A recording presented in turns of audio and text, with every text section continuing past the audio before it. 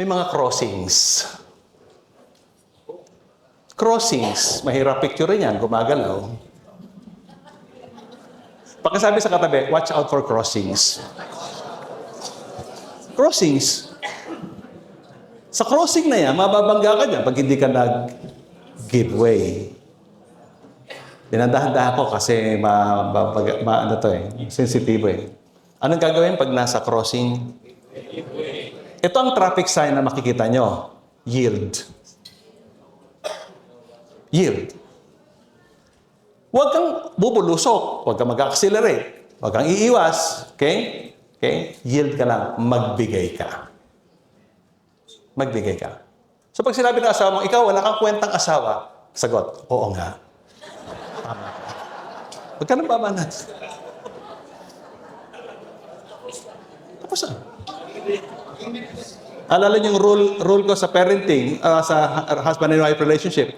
Ang unang magalit, ang may karapatang magalit. So sweetheart, pag nakita ko akong nagagalit, bawal ka.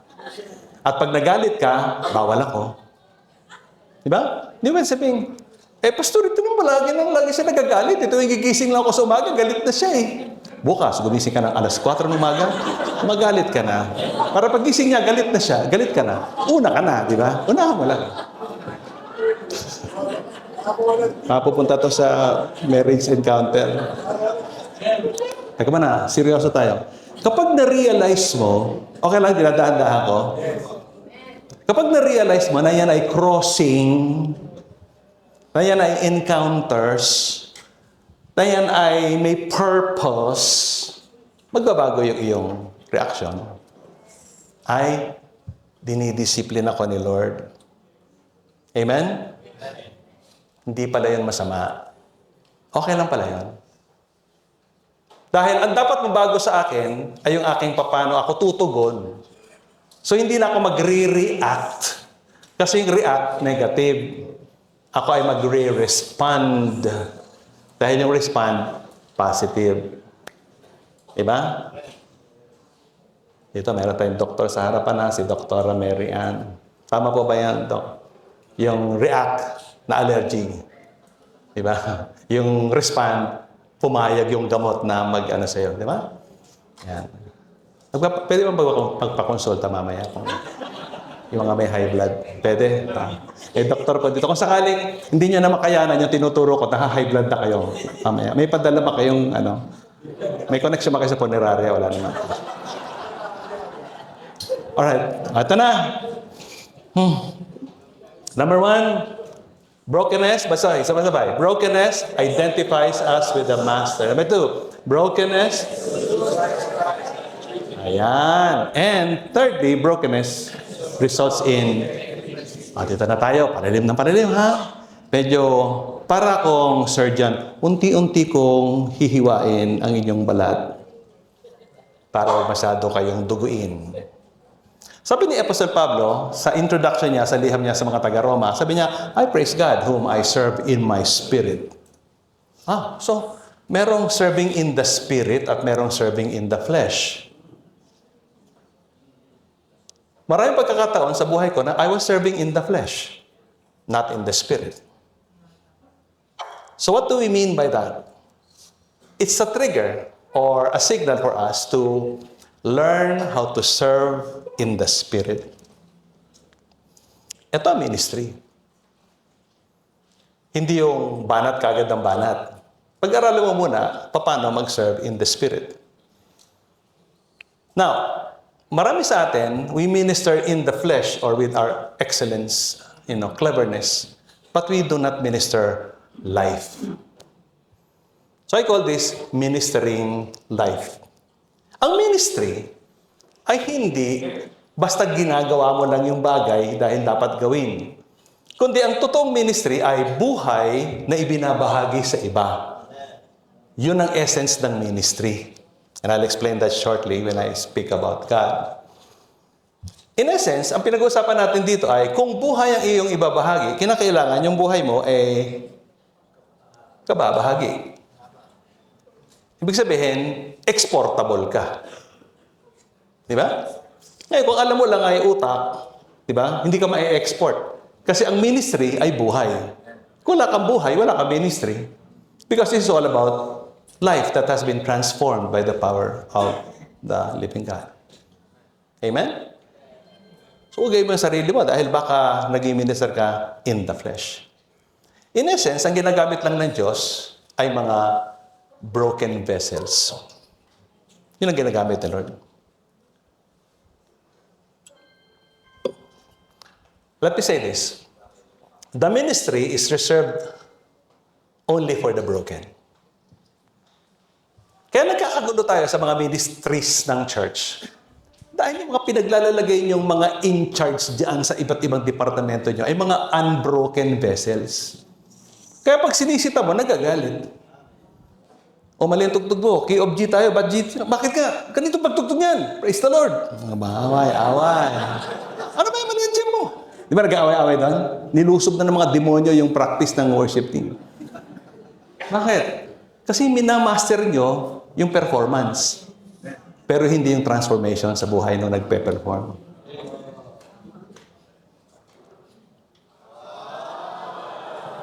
Pwedeng sumigaw ng masakit. So God only uses our broken vessels. Let me just elaborate this for you. Isa-isayin natin. Ganito yan.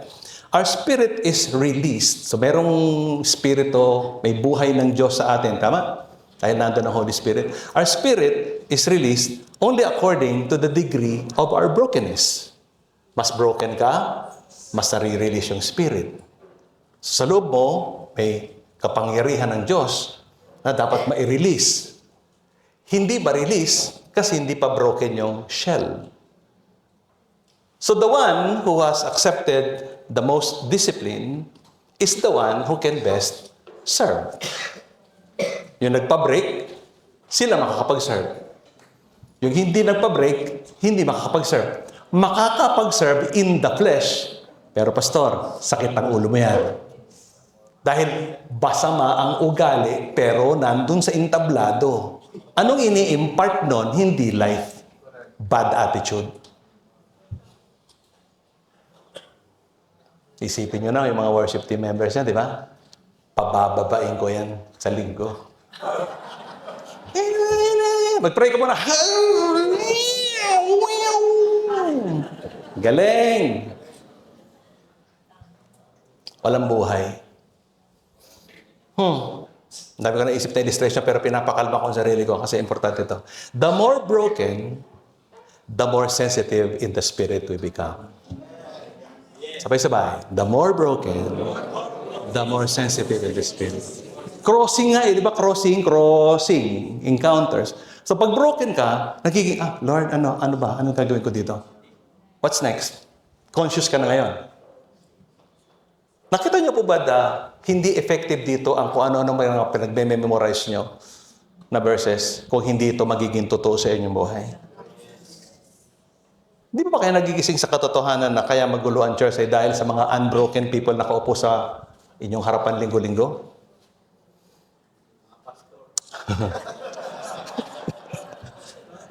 Last part. Pwedeng umaray. The greater the loss one has suffered, the more he has to give. Ang may maibibigay ng lubusan ay yung maraming binatawang lubid. Sila ang gagamitin ni Lord. Amen? Whenever we desire to save ourselves, yung pinagtatanggol mo ang sarili mo, in that very thing, we become spiritually useless. Nagiging useless. Bakit? Nililigtas mo ang sarili mo. Correct? Magdagdag ako illustration dito. Merong dalawang klaseng itlog. Yung isa organic, yung isa synthetic. Alam niyo po ba na yung mga manok na nagsilang ng itlog, na ang kinain lang ay laying mash, na hindi nakipag-ugnay sa tandang, ay magkakaitlog, pero hindi magiging sisiw ang itlog? Tama? Magiging sisiw lang yon kung may buhay na pumasok doon sa itlog. Ang daming itlog sa church nyo.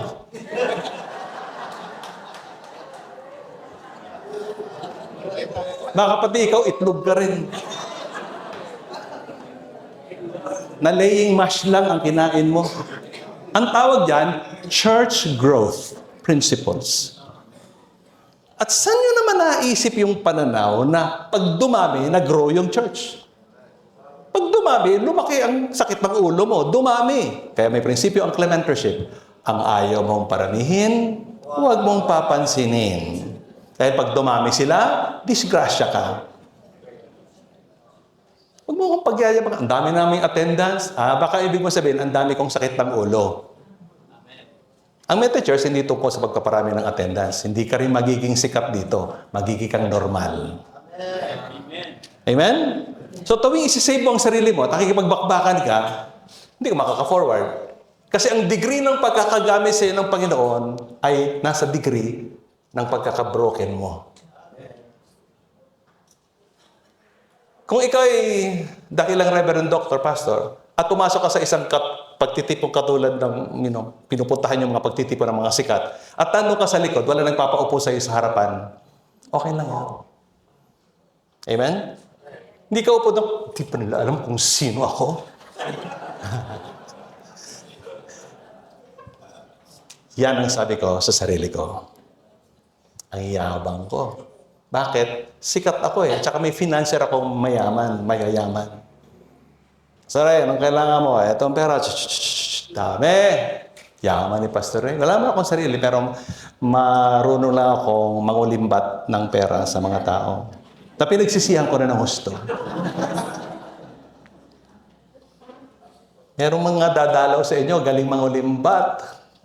Honor the man of God. Akin ang kapera niya. Akin naman, hold-upper eh. Yung pupunta ng hold-upper. Amen? Inu-hold up niyo mga tao, kawawa naman. 5 piso lang ang pera. Kinuha mo pa, kapal na mukha mo, tapos ganda ng kotse mo, ganda ng... Hindi ba? Bato-bato sa langit. Tamaan na kayo, no? Next page. So, ano ba manifestation ng unbroken vessel? O ito, number 1, prideful attitude. Mayabang. Number 2, always right. Hindi nagkakamali ito. Laging tama. Tandaan nyo, ang taong laging tama, may tama. By the way, pwede rin ito sa mga mag-asawa, ha? I-apply nyo rin ito. Maganda ito. Huwag nyo isipin pastor lang. Pamilya palagi. Isipin, o nga, baka ako yan. Eh. Number 3, loving self. Self-centered yung ako. Dapat ako. Diba? Pastor, pwede ba kayo may imbitahang speaker sa ganito? Magkano? Kapal. Ano, Jesus ka ba? Kapal, magkano? Pera-pera na lang. Nasaan yung sinuko mo yung buhay mo na kahit ano pwedeng tanggapin? Kayo may presyo ka na. Number 3, plastic. Ang bait sa bahay, ang bait sa labas, palaaway sa asawa. Ano susunod na letter dyan? A. Antagonistic. Antagonistic. Laging nangaaway ng mga tao, hindi pareho sa kanya. At saka ito, yung sinasagot nyo sa Facebook, yung hindi nyo na makilala, anong pinagagawa mo dyan? Dahil sa tingin mo, mali doktrina, babanata mo, kilala mo ba yun? Ano bang role ng Matthew 16? Diba? Pag ang kapatid ay hindi sang-ayon o may nagkasala laban sa'yo, puntahan mo. Pinuntahan mo ba? Hindi, mali yung doktrina yan eh. Panata ka yan eh. Si Kristo ay ganito. Si Holy Spirit ay ganito. Lahat ng alam mo, galing sa seminary. Natama ka. So wala kang mali. Magaling ka. Huwag ka sagot na sagot. Manahimik ka lang. Yan. Ang sabi ko sa sarili ko. Anong last letter? Ay, gagaling talaga ninyo. Killjoy.